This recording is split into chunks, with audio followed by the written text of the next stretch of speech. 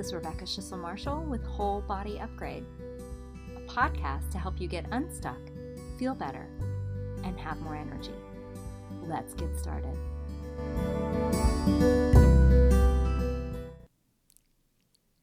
Hello. Welcome to the Whole Body Upgrade podcast.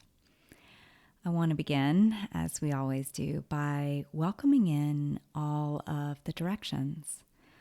I welcome in the great direction of the east, the south, the west, and the north. I welcome in the direction that is above and below, and the great direction that is within.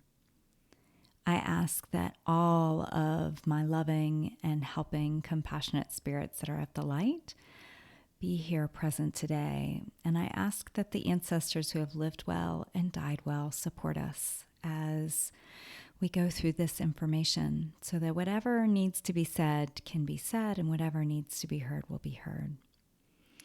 And I recognize that I'm on the land of the Creek and the Cherokee in what is now known as Athens, Georgia. So hello, how are you, my dear friends? Are you loving each moment? Well, okay, maybe not each moment, but because we know the human experience contains all types of emotions, but are you having moments of enjoyment? If not, maybe good to ask yourself, why not? Why are you not having those moments of enjoyment? And that's it's kind of tangential, but it's related to what I want to talk about this week. I want to talk to you about 3 different things.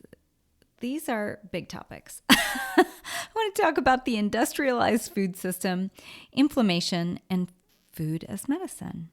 These are huge. So grab a cup of tea or whatever beverage supports you and get comfy. I'm going to paint you a little picture first. If you have listened to my story in the past, you may know about the health issues that I experienced over 20 years ago, really for a lot of my life, some minor health issues, but they became much bigger 20 years ago.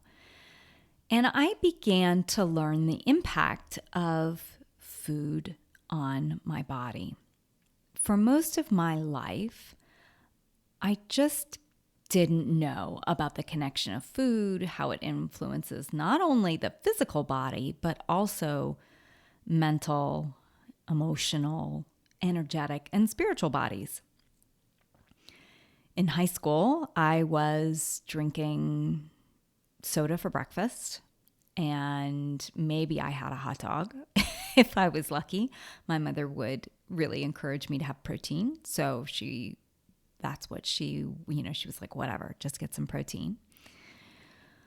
I preferred to have a Big Mac for lunch. That was my favorite food, was a Big Mac. Sometimes it would be a bologna sandwich though. Sometimes it would be a milkshake for lunch with those little Debbie snack cakes.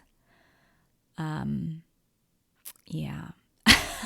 You can imagine I spent most of my high school also experiencing and battling an undiagnosed depression and suicidal ideation. I didn't even know what that was. I didn't tell anybody.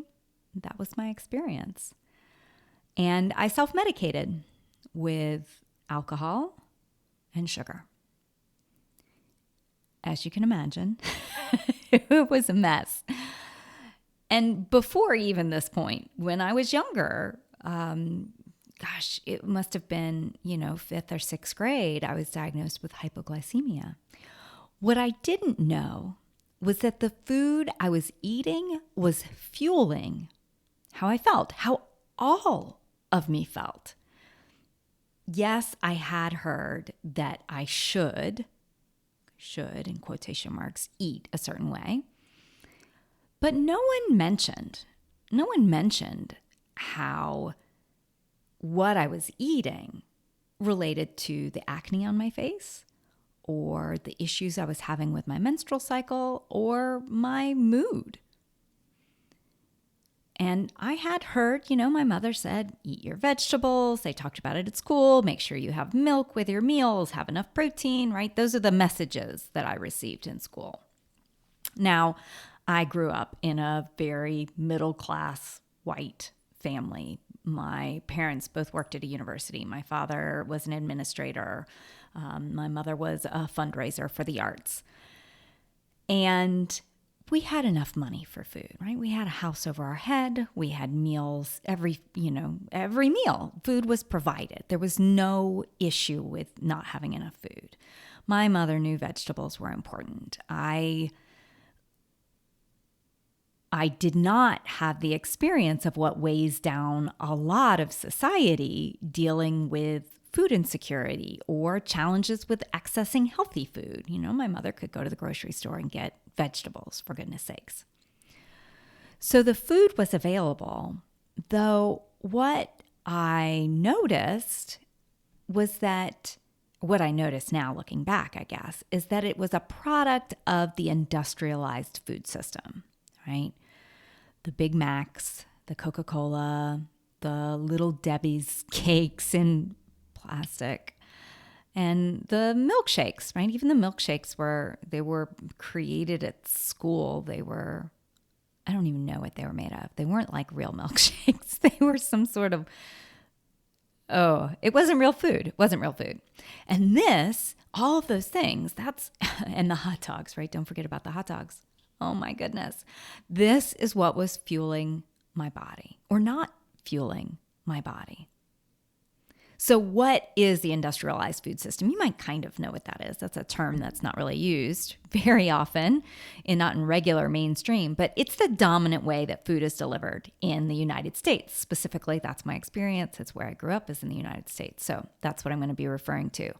And the industrialized food system is really a highly processed food system that results in, I'm going to put quotes around it again, foods that are many iterations away from the natural food state. There are many reasons for this, right? Sometimes it's just for like shelf life, right? For easy access, for packaging, for easy ways to transport it across the country, right? And sometimes it's just because we're looking for an easy way to deliver it. So it is food that doesn't have a high nutritional value. And this way of creating food, this way of providing food for us, makes it a high source of inflammation. Okay? But more on that in a minute. We're going to hold that thought on inflammation. So this food that comes out of the industrialized food system is what we mostly have access to in the grocery store, right? It's mostly in the middle of the grocery store. The exterior is typically, if you look at the way a grocery store is set up, right? If you look around the exterior of the grocery store, there's produce, and then there is, unfortunately, meat and dairy, right? You all know how I feel about that. But the inside, this many, many aisles, is what is provided to us, right? It's what is marketed to us in commercials. You don't ever see a commercial for cucumbers or kale, right? We're given these messages. We're given these messages about food. It drives me crazy. We're told you deserve a treat. You deserve this easy meal. You are given these images of how these products that you can buy are the answer to saving you time, saving you money, right? And we deserve it because we've worked hard. The industrialized food system is not set up to support health or wellness. That's not its job. That's not its core mission. It is designed to sell more. It's designed to sell more off the shelf and to make corporations money. What we know is that part of these industrialized food systems are that they include certain ingredients that help to make these corporations money. So for instance, let's talk about sugar. We know that there is a lot of sugar added into these processed foods. We know that sugar releases dopamine. Totally fine. We all need a little dopamine surge occasionally. But the foods from these corporations, from these businesses, are designed with just the right amount of sugar and fat, and not good fat, right? But just the right amount of sugar and fat to leave your brain wanting more, and to make it more difficult to not eat them. They are, in essence, designed for addiction. Add to that that the sugar and fat are cheaper for companies to add in other than regular food ingredients. Tastes better, people want it more, their brain gets addicted, and that means that this higher processed food is less expensive, right? Bigger profit margin, or they can have it offered at a lower price, which means then it's more available than the less processed alternatives. Now, if you wanted to play a little devil's advocate, you could potentially stretch and say the mission or the goal of industrialized food system is to make access to food easier.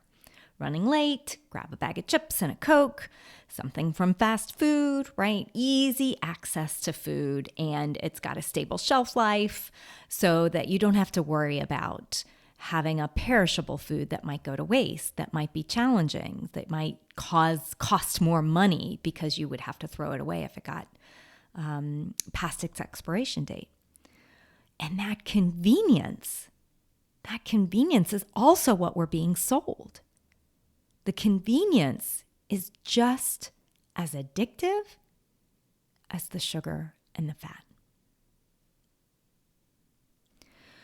So for someone like me, who is aware of this, just watching, let's say, a fast food or any kind of processed food, really, with those commercials that they have, they make me crazy.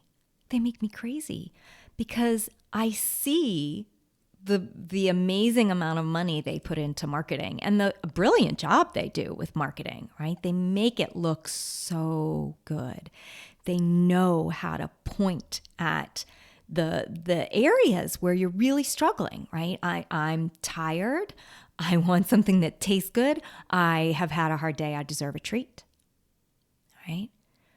But they aren't going to talk about the shadow side of the food. They aren't going to talk about the repercussions. They aren't going to talk about the consequences that go along with this highly processed food that has sugar and certain types of fat added in, especially like the trans fats. And that shadow side is inflammation.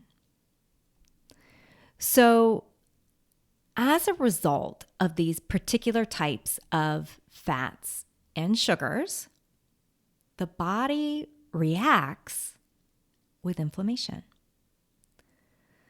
Now, inflammation is natural. It's a natural part of our system. It's our body's way of saying something is wrong. We're gonna all circle around it and make sure that this intruder or invader, we circle up and get it out of the body in some way. What we're seeing, though, is we keep putting more of these inflammatory substances into our body. And it becomes an epidemic of inflammation. It's not like inflammation on, inflammation off. It's inflammation on. And as a result, we see certain health conditions that happen.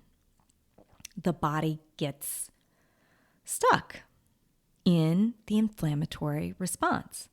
which can lead to a whole host of different disease processes, rheumatoid arthritis, for example, or other autoimmune disorders.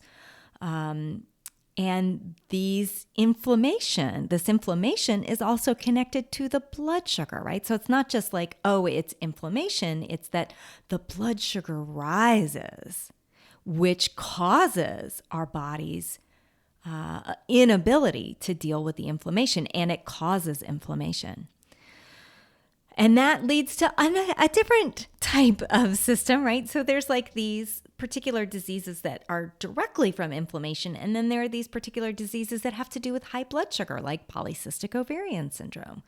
That's a disruption of insulin resistance with blood sugar.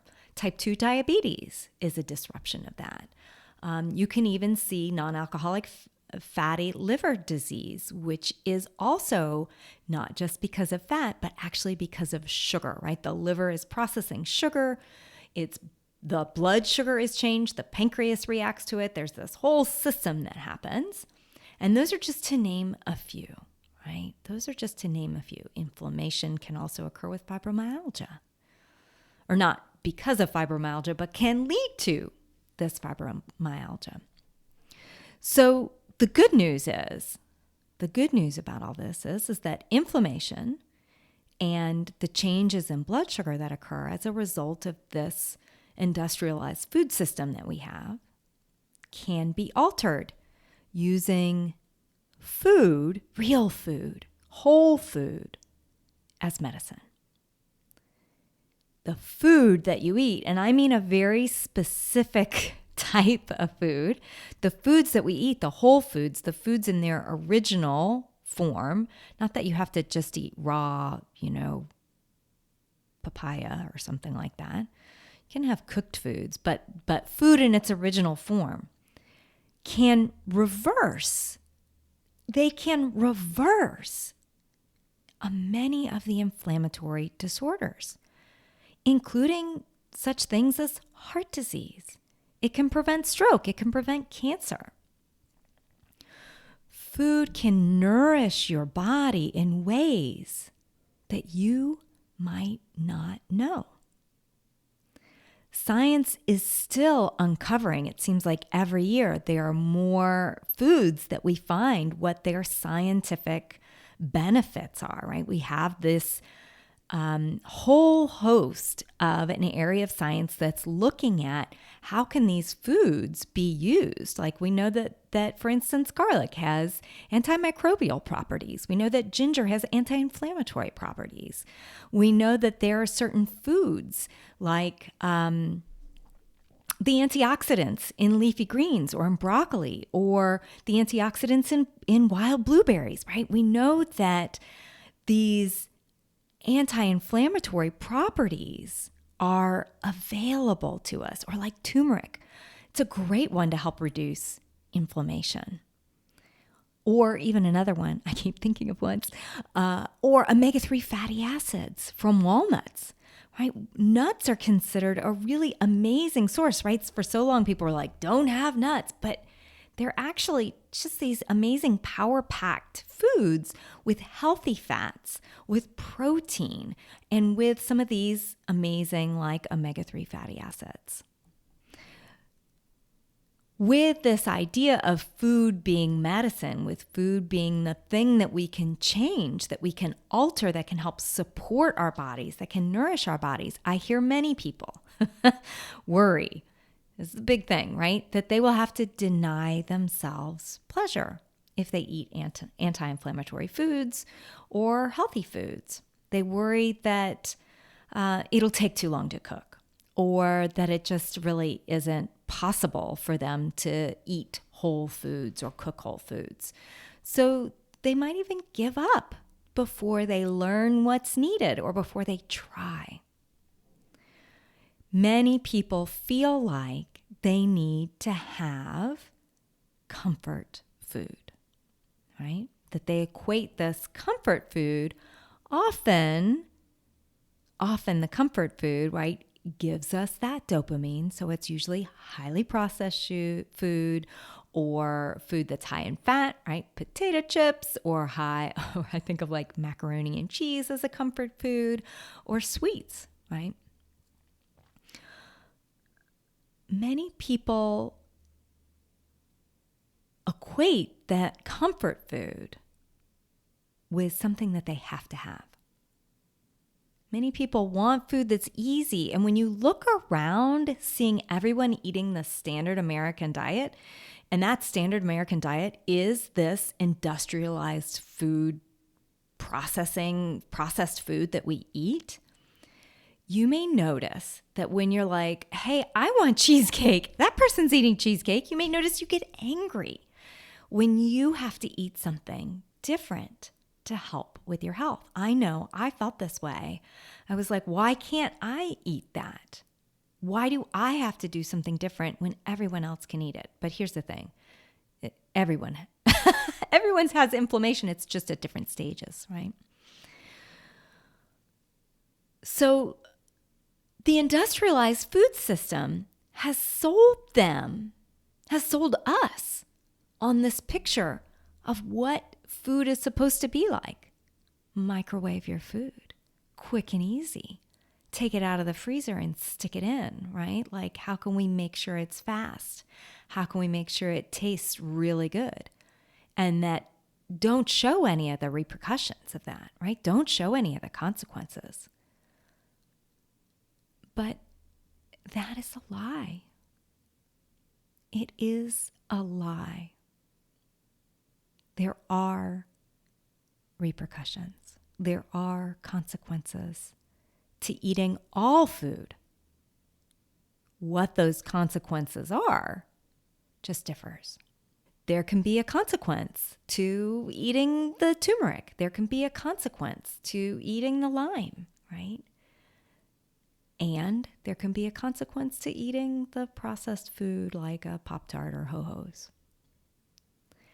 So listen, eating these over-processed representations of food is not going to support your mental, emotional, or your physical health. Wanting comfort food is just another example, right? Wanting that comfort food could be two things. It could be your physical body saying it needs something. It needs more sleep. It needs rest. It needs a different type of, maybe you haven't been eating enough carbs, but you need the good carbs, right? So it's just another example of what's needed. And it could be a sign that your emotions haven't been processed yet. Are you eating, as one of my clients used to do? She used to have Lucky Charms at night before she went to bed because there were a lot of emotions happening that she just didn't recognize. She just didn't know. She hadn't processed things yet. That's part of the work.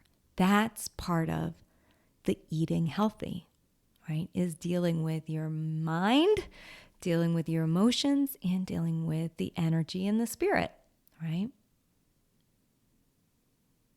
When you reach for the Ho-Hos or the super easy food, I don't know why I always give that example of Ho-Hos, but it just, do you know what they are? They're like, it's like the little Debbie things, right? They're like chocolate with a cream filling, they look like a Swiss roll, right? Ho-Hos, that's what we had when I was in school.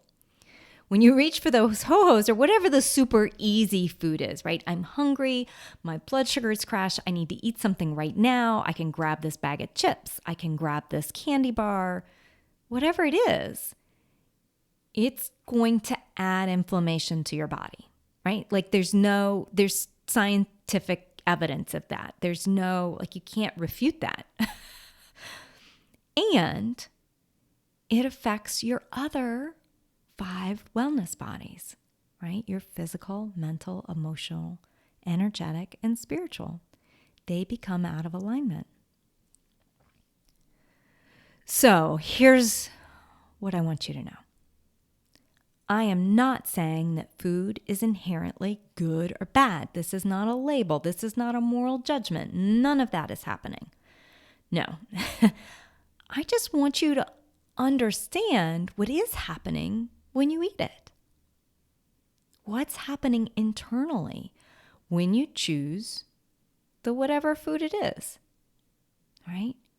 Even if you can't see what's happening internally, you can know like, oh, wheat, that's a common inflammation. Dairy, that's a common inflammation. Sugar, that's a common cause of inflammation, right?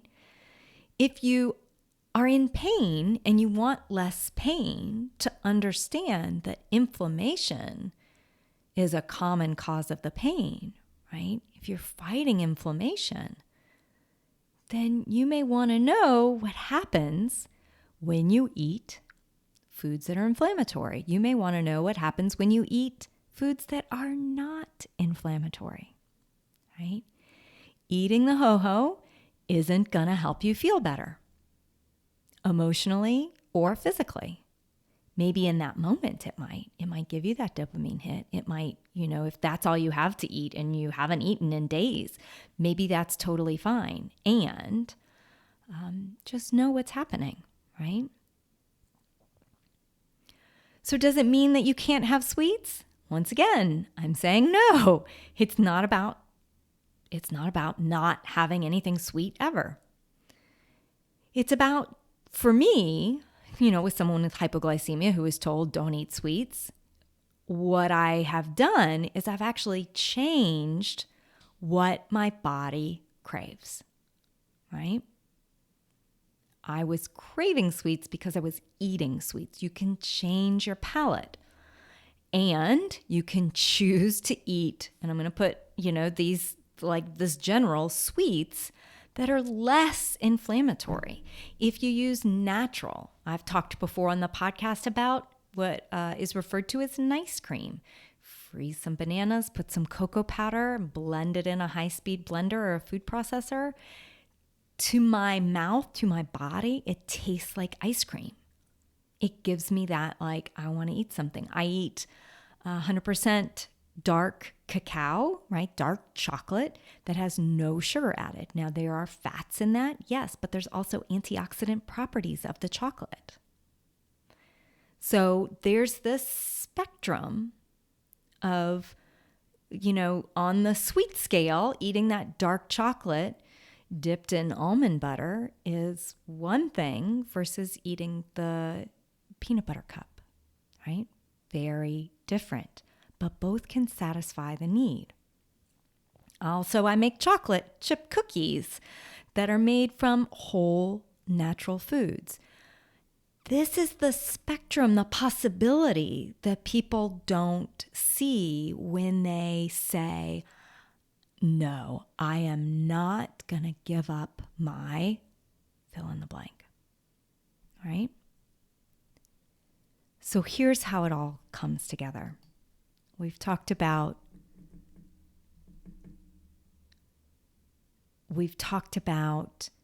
the industrialized food system. We've talked about inflammation, and we've talked about food as medicine. At the bottom of all of this, at the very core foundation, is something critical to taking care of your health that we've talked about before in the podcast. Self-compassion, right? Self-compassion is what gives you the ability to see this person, you, right? To see this person, this you, that is struggling against this ridiculous industrialized food system and the messages of what you are supposed to eat. Treat yourself, or don't eat any of that. Here's the diet culture, and that's how it comes into that, right? All of those are part of the same system.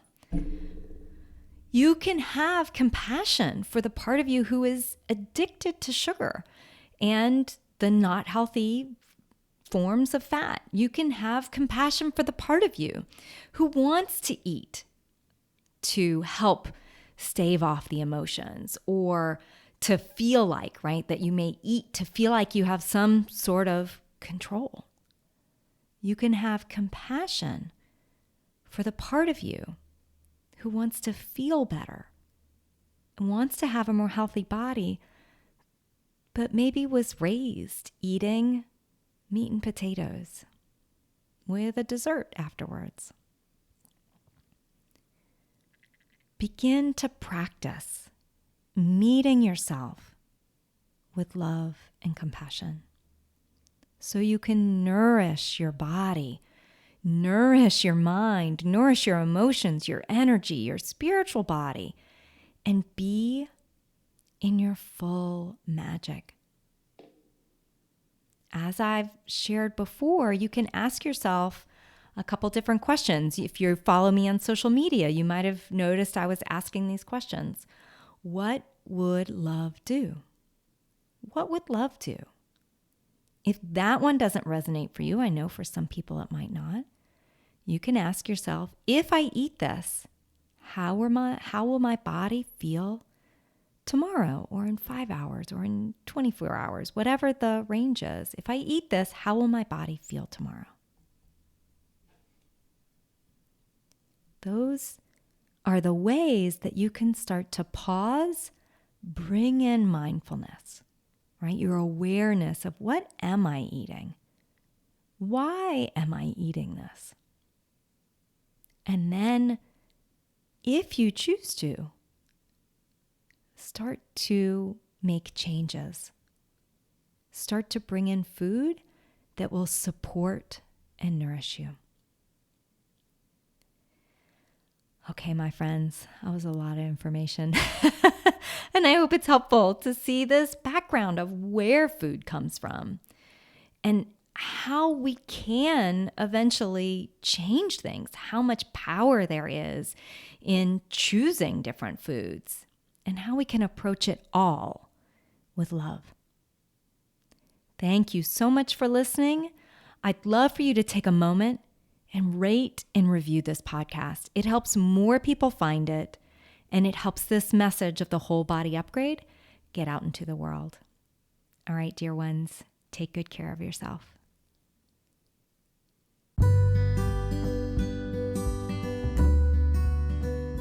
Thanks for joining me on this episode of Whole Body Upgrade. If you'd like to learn more about working with me, you can visit me on Facebook or Instagram or on my website, CenteredYou, that's CenteredYou.com. See you on the next episode of Whole Body Upgrade.